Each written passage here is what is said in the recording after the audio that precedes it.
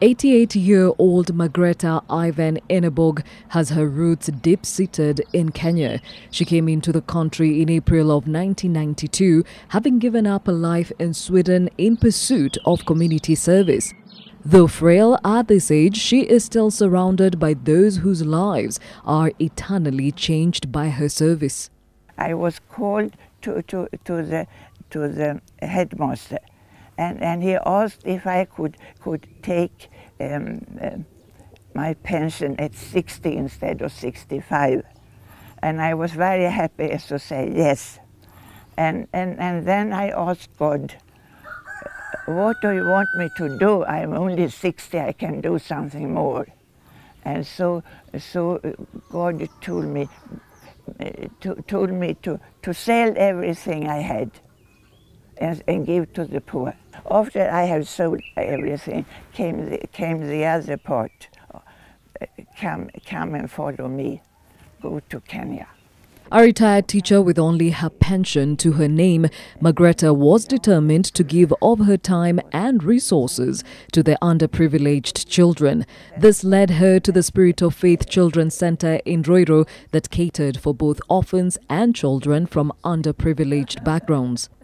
I was teaching English, but I was also teaching drawing and painting and that's a subject that children like so much. Yes. That was so nice to be doing. Margaret worked at the Children's Center for 6 years, then volunteered at another school in the area and decided to officially retire from teaching at the age of 77.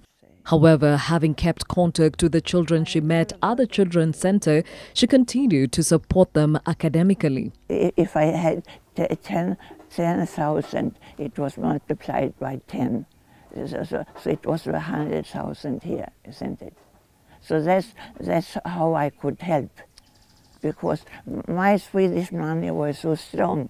So I was quite rich here. Though most of the children she helped back at the Children's Center are now grown up and independent, Margareta still finds opportunities to make life a little bit easier for someone. Before Easter, I was given from Sweden some money to help the people here. Mm-hmm. And I gave to my neighbor. So I mean, to help people here, that work will never stop, isn't it? And as long as I live, I will do it. It's so much that sometimes you think, shouldn't you be stopping at this age? You know, shouldn't you be just like taking care of yourself now?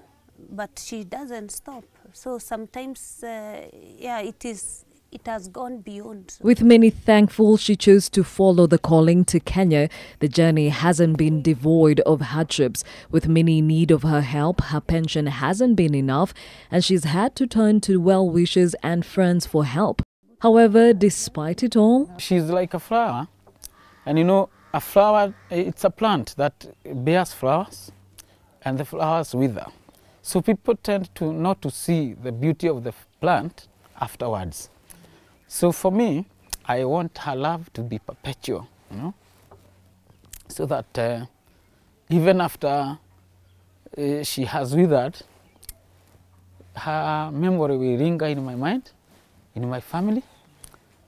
You know, it has to continue forever, because what she did, probably she's one in a million. God really blessed me a lot because I came here. So many things have happened to me here that could not have happened in Europe.